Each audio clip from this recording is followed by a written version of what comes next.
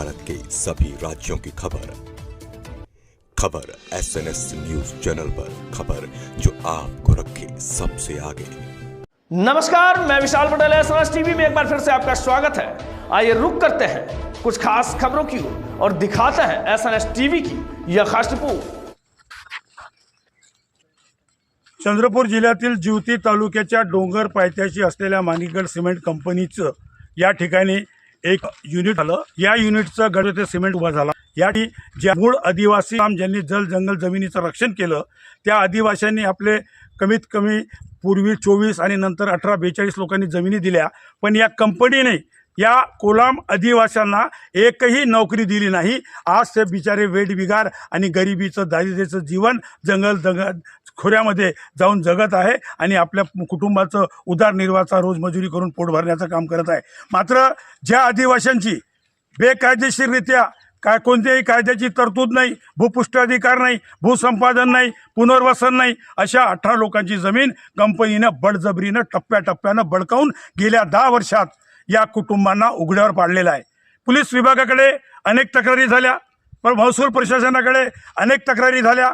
महसूल प्रशासन पोलीस प्रशासन पाठवते महसूल प्रशासनाकडे आणि महसूल प्रशासन कारवाई करण्याच्या प्रकरणाकडे लोंबकळत ठेवण्याचं काम या कोलाम आणि आदिवासींना ठेवलेलं आहे। आज देशाचे पंतप्रधान माननीय मोदी साहेब मोठ्या हक्काने सांगतात, प्रधानमंत्री जनमन कोलाम आदिवासियों के विकास के लिए, आदिवासियों के कल्याण के लिए। आणि ही कंपनी जी अल्ट्राटेक सिमेंट कंपनी या ठिकाणी उभी आहे, त्या कंपनीनं या आदिवाशाला कोलामांना राहत्याचं न राहते करून ठेवून दिलं आहे। यांच्या जमीन बळकावल्या, यांचे घरं बळकावले, यांची हक्काची नोकरी बळकावली आणि बेघर करण्याचं काम या कंपनीनं केलं आहे। आम्ही अनेक वेळा गेल्या 10 वर्षात संघर्ष केलं का जमिनीचा मोबदला मिळाला पाहिजे, या आदिवासींना नोकरी मिळाली पाहिजे। अहो, या जमिनीत जिथं आम्ही उभे आहो हे सर्वे नंबर 46, 47, 48, 49 कोलामांचा आहे। भूमी अभिलेखच्या नकाशामध्ये त्या जमिनीमध्ये माईन्स दिलेला आहे। 7/12 त्या ठिकाणी त्याच्यात लिहिलेलं आहे की ही जमीन मूळ आदिवासी कोलामांची आहे।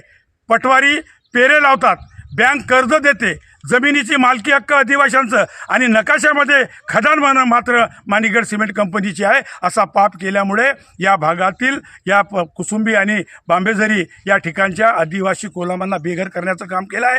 आमची मागणी आहे, आम्ही माननीय पोलीस विभागाला, उपविभागीय पोलीस अधिकारी यांच्याकडे मागणी केली, जिल्हाधिकारीकडे मागणी केली, SDOकडे मागणी केली, जमिनीची संयुक्त भूमापन मोजणी करा। ज्या आदिवासींच्या जमिनी बळकावल्या आहे त्याचा मोबदला द्या।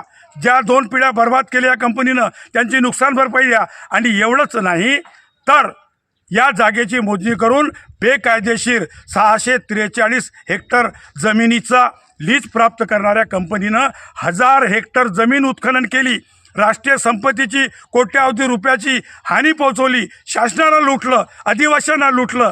या कंपनीची भूमापन मोजणी झाली पाहिजे, ही आमची मागणी आहे। यासाठी ठिय्या आंदोलन आहे। कंपनीचं काम कालपासून उत्खनन ठप्प पाडलेलं आहे। पोलीस बंदोबस्त या ठिकाणी आहे। आमची पोलीस बांधवांना विनंती आहे, आम्ही काही चोरी करायला आलो नाही, आमच्या जमिनी या कंपनीनं चोरलेल्या आहेत, आम्हाला लुटलं आहेत, म्हणून यांच्यावर FIR दाखल करा अशी आम्ही पोलिसांमध्ये तक्रार केलेली आहे। या कंपनीविरुद्ध एट्रॉसिटी कारवाई आणि माननीय महसूल विभागाने, जिल्हाधिकाऱ्यांनी या कंपनीला लीज दिलेल्या संपूर्ण जमिनीची संयुक्त भूमापन मोजणी करावी, ही मागणी आमची आहे। आणि जोपर्यंत आम्हाला नोकरीचा निर्णय घेणार नाही, जमिनीचा मोबदला देणार नाही, जमिनीचा ताबा देणार नाही, आम्ही इथून हटणार नाही।